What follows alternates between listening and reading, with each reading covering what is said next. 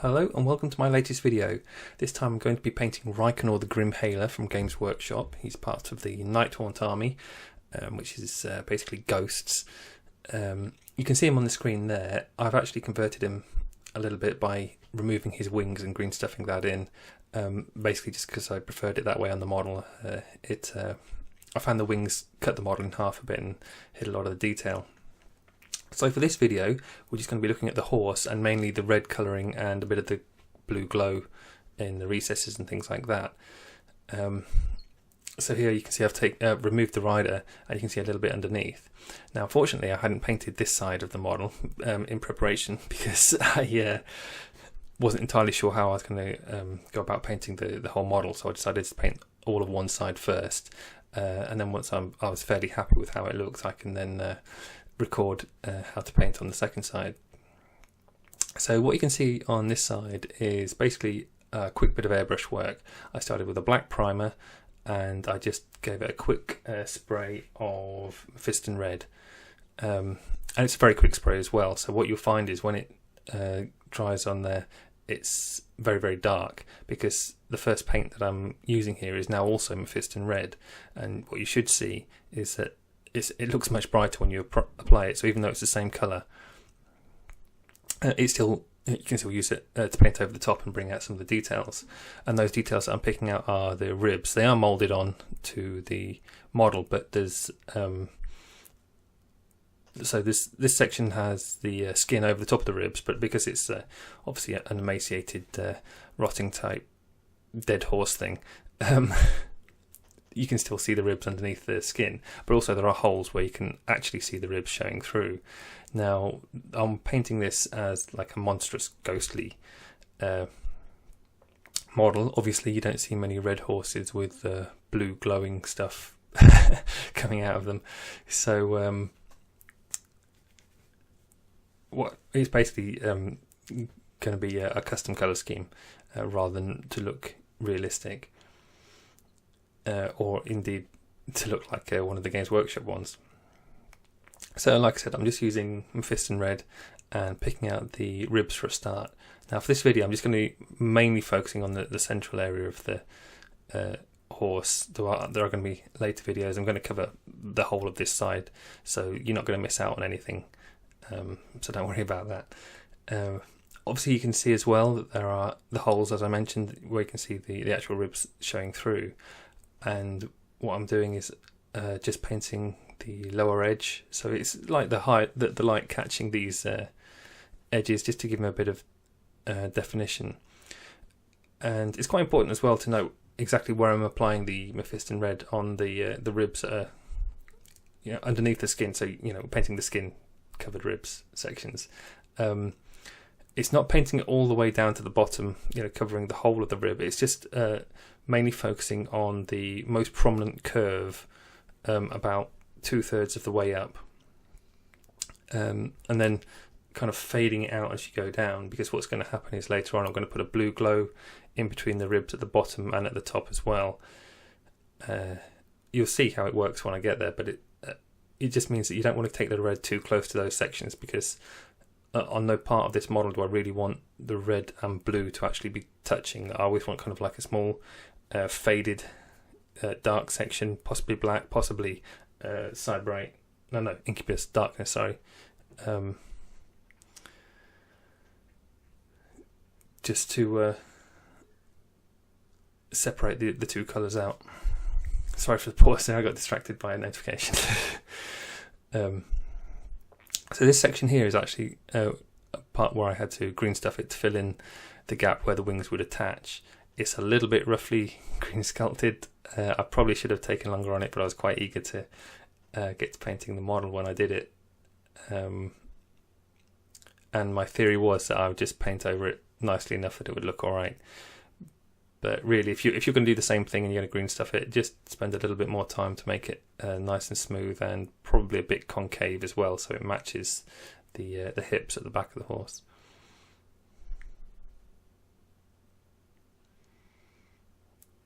And for anyone interested, the brush is, as usual, a size 1 Artisopus.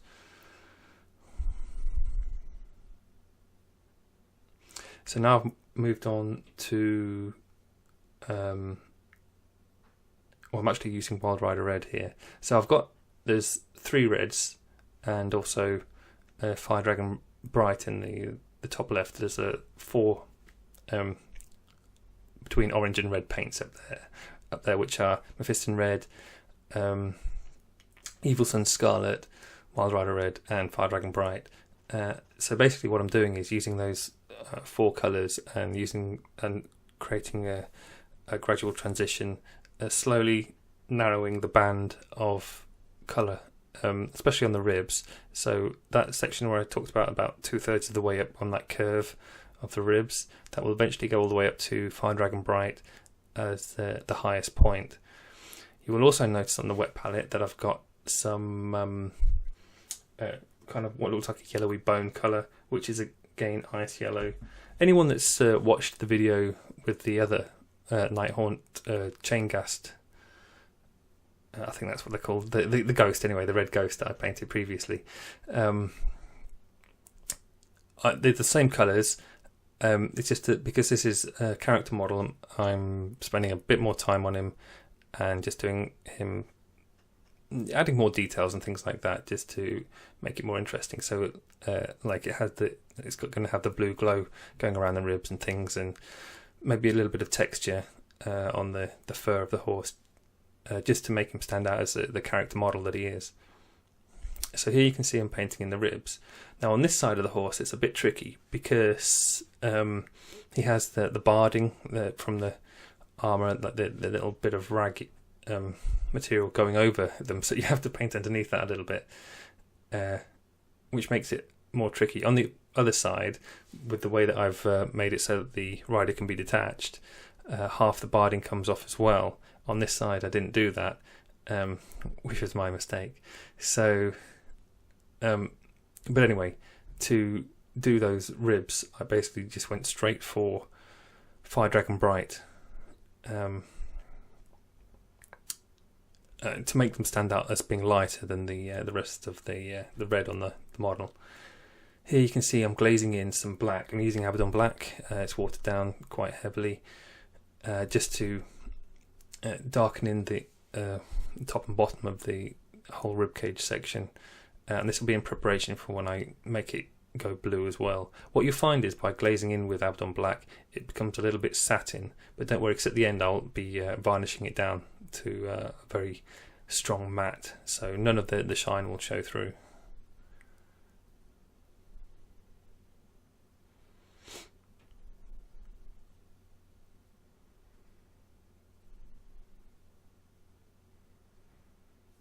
So I'm just using the very tip here. You can see as I keep changing what I'm doing, going backwards and forwards between things,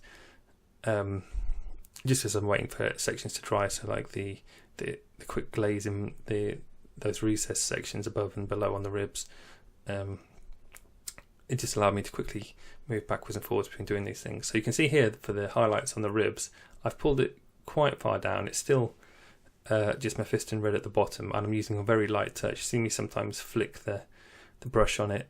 I'm trying to get as light a mark as possible because I want it to be like a transition. If you really wanted to make sure it was a really soft transition, you could go and mix some Mephiston red with a small amount of black, just to get those extra stages in. But because it's a small detail, I didn't really think it was that much worth it that much. So here I'm painting in the sections in between the ribs where the light just catches into the recesses. Now you've got to be a bit careful with this because obviously it's a small area anyway. It needs to be neat. You don't want these highlights to touch the high points on the ribs themselves. This has got to be right in the middle of each section. And the highest I'm going here is, well, I'm still using up to Fire Dragon Bright. Actually I'm doing that on the just the lower edges on those holes, but for the recesses I think I've just gone to Wild Rider Red. Basically you want the ribs, the highest ridges of the ribs to be the lightest part, but you still want to highlight the sections in between, but not as high as the ribs themselves. So you can see there I was just a very tiny amount just in between each rib there that I'm actually using the Fire Dragon Bright now. But as I said, it's a much smaller amount than the ribs themselves, so they look sharper. So here I'm using the Ice Yellow. Now you have to be very, very careful when applying this because it's much, much lighter than the Fire Dragon Bright. And I'm just using it a little bit on the ribs to again make them stand out. Now I get it a little bit wrong here, and I applied too much, which is why I said you've got to be careful. And especially, as already mentioned, under the material, it makes it really hard to paint these. So if you saw on the other side of the horse when I painted the ribs over there, because I had so much free access, I highlighted the edges on the ribs, and they look quite nice. And I was able to use the Ice Yellow much more cleanly, whereas here it's just a bit more fiddly. So it took a bit more going backwards and forwards with the colours. But as I mentioned, just be very, very sparing with how you apply the Ice Yellow, because it's such a strong contrast against the reds and oranges.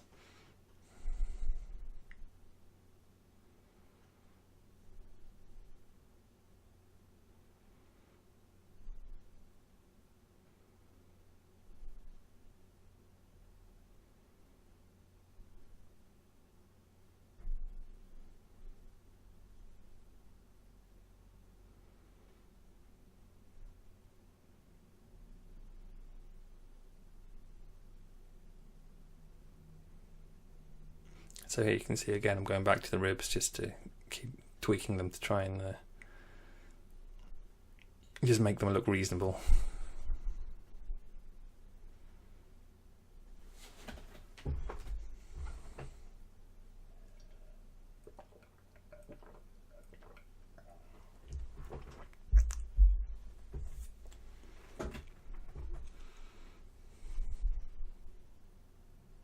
So what you're going to see on these ribs quite a lot is I'm going to go backwards and forwards a lot, same as most of the videos really.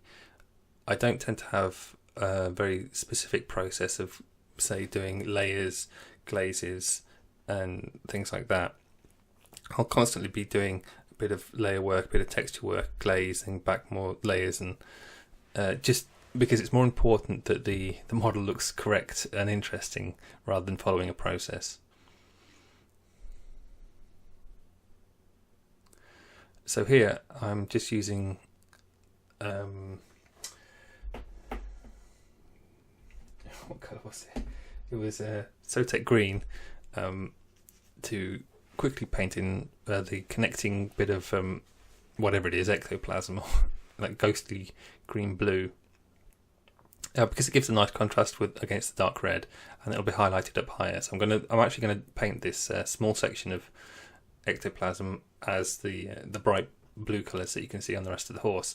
Now be aware that the ones that you can see on this side of the horse have just been quickly blocked in. That's not the finished look. If you look at the other side of the horse, that gives a much better impression of how they will be done, but that's not going to be the majority of those aren't going to be done in this video. It's just going to be that small connection next to the ribs.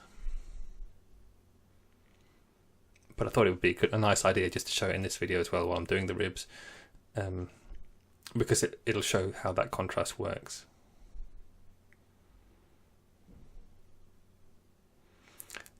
Also, I'm not going to worry too much about the top of the horse, because when you put the rider on, it's all covered, so you don't really get to see that much. It's not worth spending a lot of time on it. As long as it's kind of roughly coloured in, you won't have a problem with it. And that's one of the benefits as well as for having black primer and then a quick spray of red over the top. The airbrush, it gives you that kind of sort of soft, very quick work that if you don't need to see it clearly, it's very easy to hide in the shadows.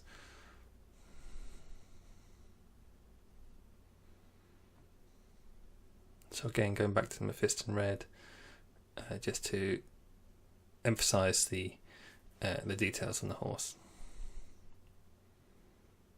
Some of you may be saying it's not a horse, it's a Pegasus, but obviously because I've cut the wings off, it's a horse.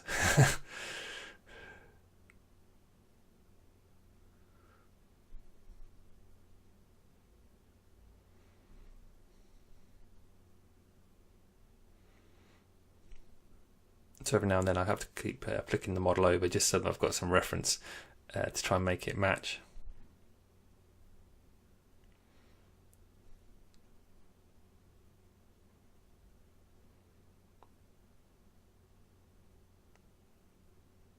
An interesting thing about this model is it's very flat, which was another thing that kind of I had a problem with the wings for, because the model is so flat. When you put the wings on, they were almost 90 degrees coming out from the model, and it was very almost just like a cross shape. It was very angular, and I felt it needed more flow to have the wings on, so that's why they're not there as well. You can see here I'm glazing in some more black, and again it's going backwards and forwards. The reason they're glazes is because it has to be a very thin coat, so it looks dark when I apply it, but as you could just about see there, it was drying right before your eyes. You can see it as it becomes lighter as you go along, so you can still see the red coming through, which is important. That's why it's a glaze and not just a solid layer.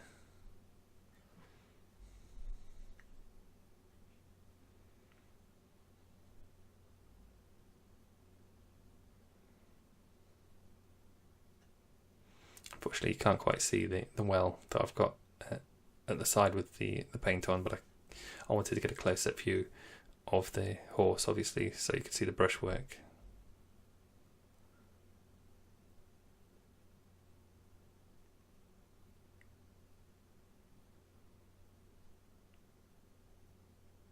Now the horse's neck is quite bright in comparison to the rest of it, because I want that to be more of a focal point. By the time I've added all the non-metallic metals and the candles and the blue hair effect around it, it'll all work correctly. But also I've got to glaze it down. You can see on the side on the neck, as it goes down towards the shoulders, it'll be glazed in more. And it's just the top of the neck that gets the bright highlights. So here what I'm doing is putting in some texture. Again, it's Mephiston red and Evil Sunz red will be the two reds I use to put this texture on, and they're very small, quick marks all going in the same direction to show a rough approximation of the fine fur that you'd see on a horse.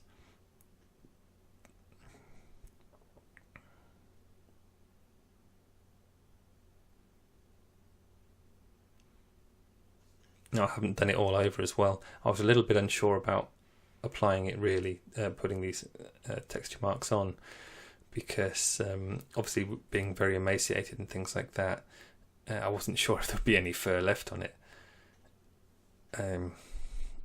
But because they're quite large areas, I thought it looked more interesting to have a little bit of texture on there anyway.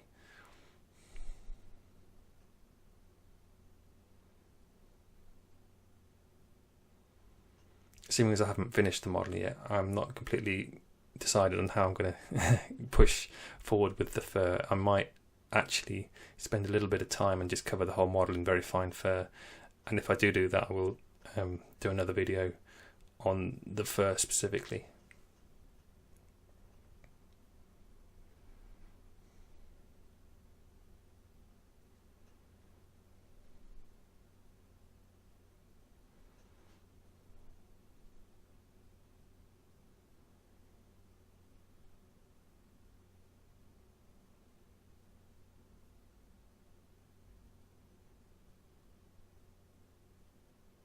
So here you can see more of that going backwards and forwards I was talking about. So again, I'm using the Abaddon black glaze to go over the red marks that I've already put on. And what that does is it softens them down. If you look closely, you'll still be able to see them. but it's just nice. It creates a bit more depth and subtlety to the piece as well.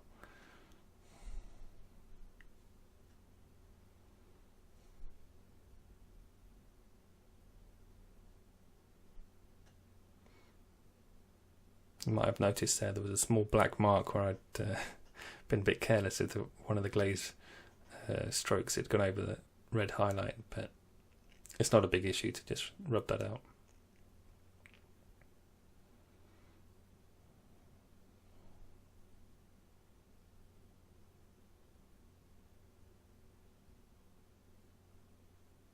You can see I'm using Fire Dragon Bright on the shoulder blade, and just to pick out that curve at the top of the ribs.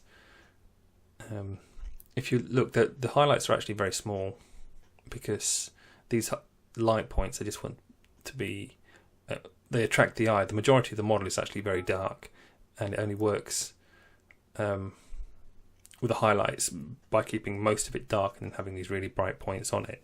So it's working with contrast a lot. And here you can see I'm pushing that even further by using the ice yellow.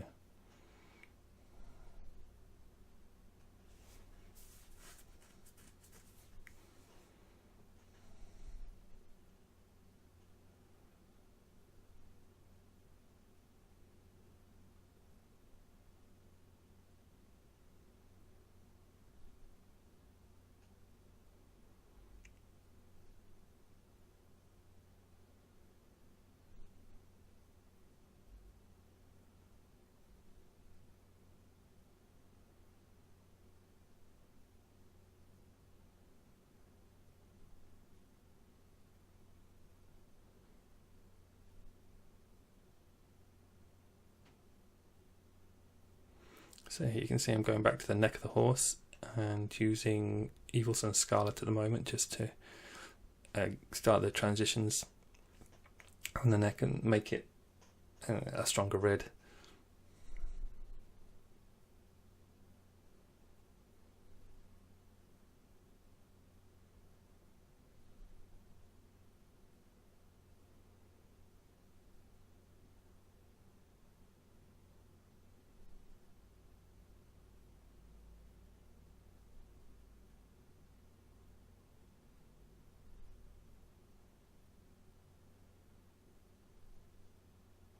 You can see I've started on the cheek. I'm not going to bother with that for the video too much, because I'm going to do the face separately as well. I'll do the face with the non-metallic gold and the candles and things as a separate video.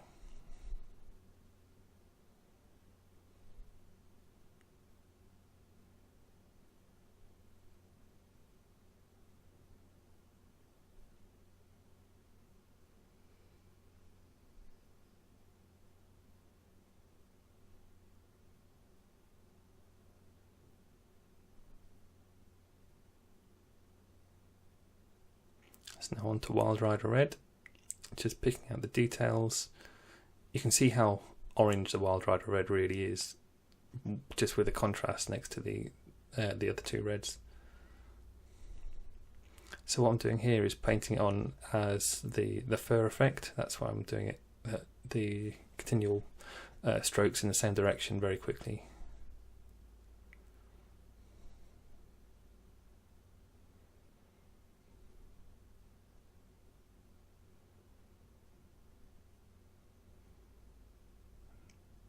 See there, I'm just emphasizing them a bit more now.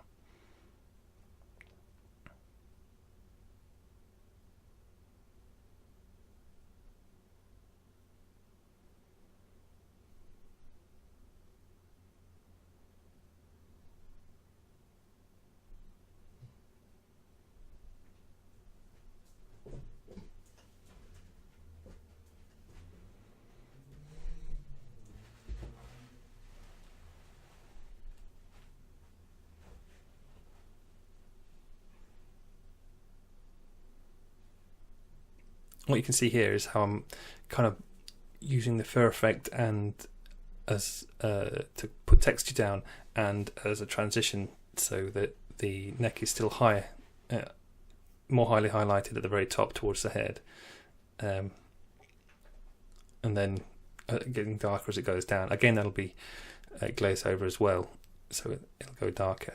And now I'm going on to Fire Dragon Bright for to really push that contrast. So you've got to be a little bit careful on these large smooth areas when you're doing this, because you need the contrast, but you also need it to be a smooth transition.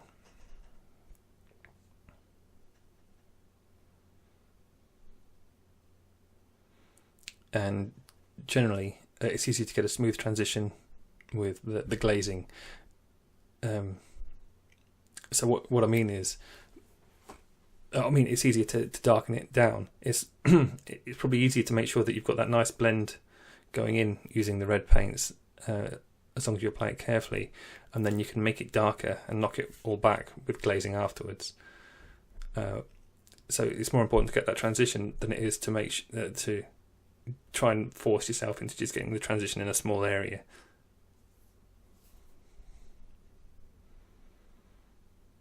You can always tone anything down with glazing. So there you could see as well, I've just used a little bit of ice yellow on the very highest points. And what you should also be able to see now is how the neck is brighter than the rest of the model while still having that high contrast. And that makes it more of a focal point, because I want the head to be more of a focal point basically than the rest of the model. Which is usually the case when you're painting things. Heads are more important than the lower extremities of a piece.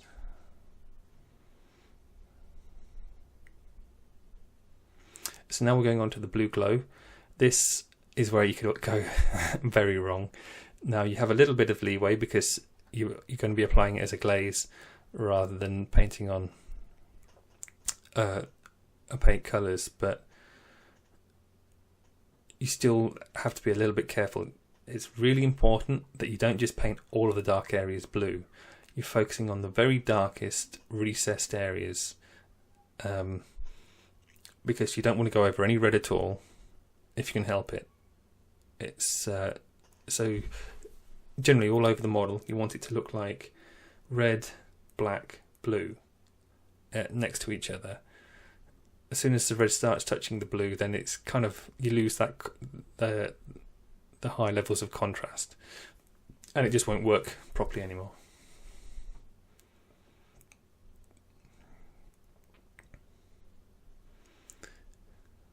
Now it can be a little bit frustrating when you're glazing the blue one. The blue is actually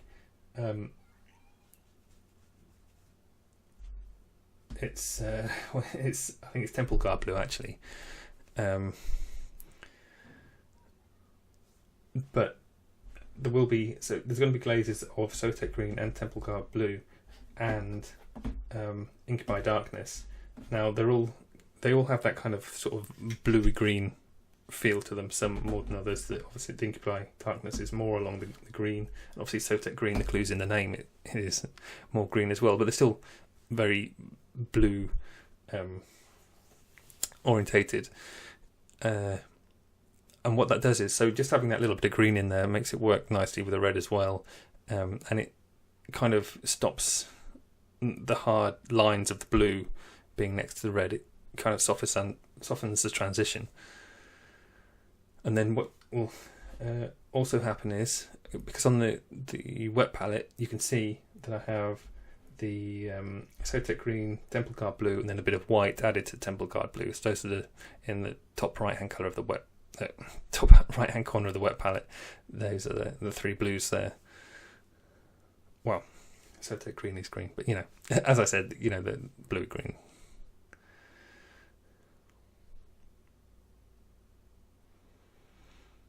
And what you're going to find is, with applying these glazes, it takes quite a while and they'll need a lot. But it is important that you don't get frustrated and just start applying it as a wash, because it'll look terrible, it'll pool, and you'll get small bubbles of paint and things like that. Just have to be patient, keep applying these layers, soft layers, and just work along as much of the model as you can, because then you can so that'll dry and you can keep going round and round. Do it in like a clockwise or even an anti-clockwise motion, but work your way around the model, so when one part's dry, when one part's wet as you go around, by the time you get back to it, it'll be dry again.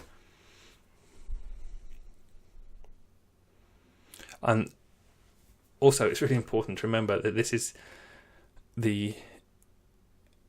so basically you're highlighting into the shadows to create the blue glow effect. You can see here I'm painting in between the ribs.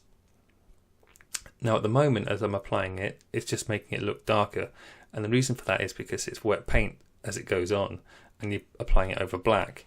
And I've mentioned this before in videos, but when you make a colour wet, it looks stronger, more vibrant, or things like that anyway. So as it goes over the black, it's making it look like a stronger black because it's wet, but as it dries, it'll look more blue.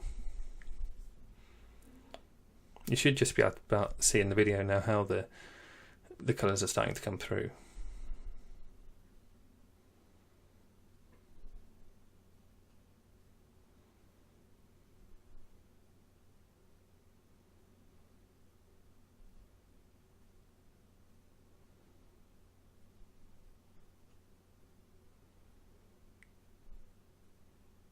Every time I take the brush out of the screen after I put it on into that blue glaze, which is, as I mentioned, Temple Guard blue, I'm rubbing it on some kitchen roll to take off most of the paint, so that when I apply it, it doesn't run all over the model.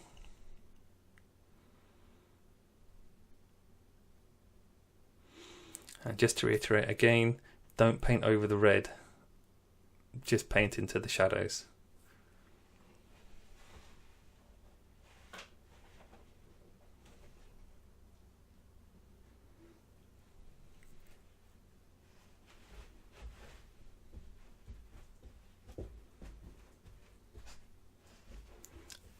If you can hear that sniffing, that's my dog. Don't worry, I'm not I'm not making strange sounds.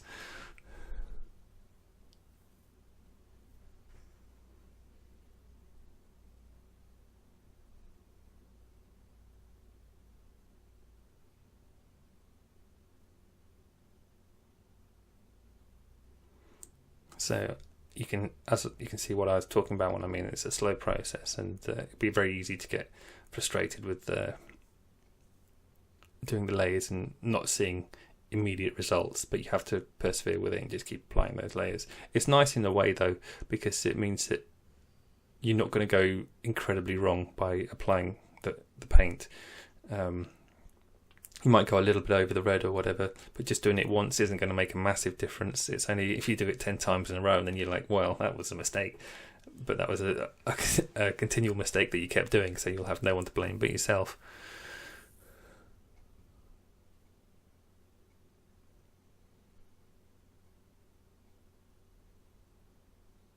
So here you can see I've just kept applying that Temple Guard blue over and over, and it's starting to come through now.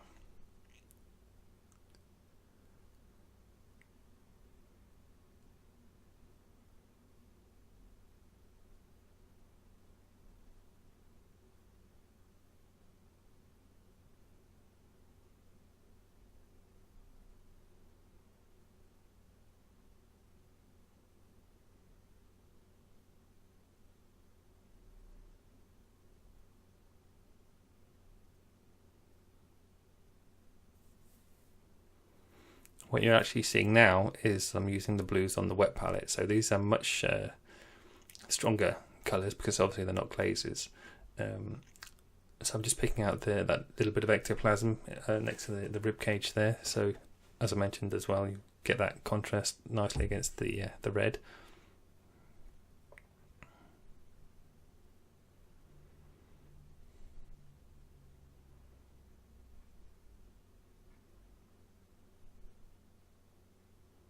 And what I'm doing is, which I've talked about in previous videos as well, is not washing the brush off in between, so I can just blend the paint on the model there for the, to get a quick and easy transition on the blue.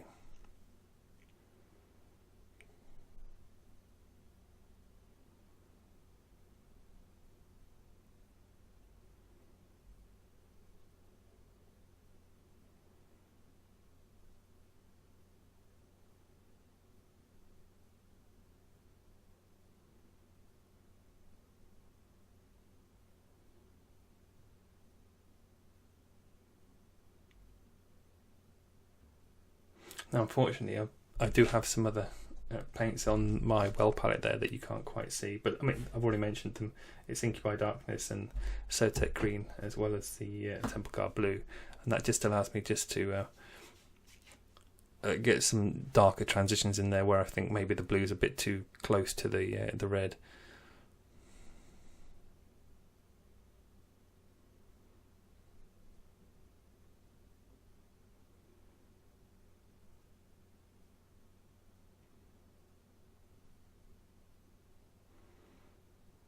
So here I'm focusing on the sections in between the ribs again. It might look a little bit confusing when you look at it, but the blues at the bottom are in between the ribs, and the highlights on the ribs, where the orange highlights there on the ribs themselves.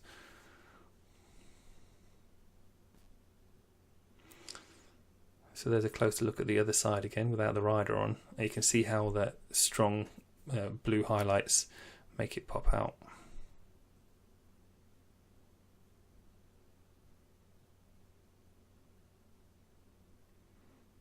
So there I'm using the Temple Guard Blue mixed with white. It's probably around 50-50, maybe 60-40, with the majority being Temple Guard Blue. But it's just to allow me to get the very highest highlight points. I'm not going up to white with the blue glow on the horse, on the body. The white is purely for on the ectoplasm flames coming out of the hooves and tail. I don't want the blue glow on the horse to overpower it, basically, so don't go up to pure white, because then that'll make the highlights on the blue lighter than the highlights on the red, and the red is supposed to be the main colour on the horse.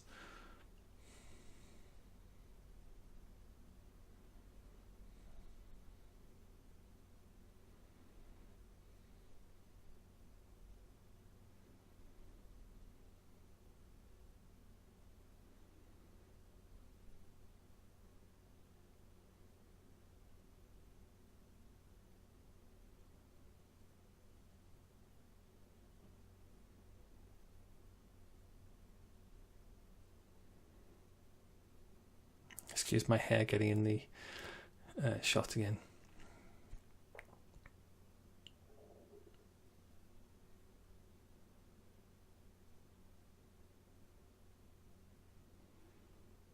So what you can also probably notice with the horse there is that it's a little bit shiny.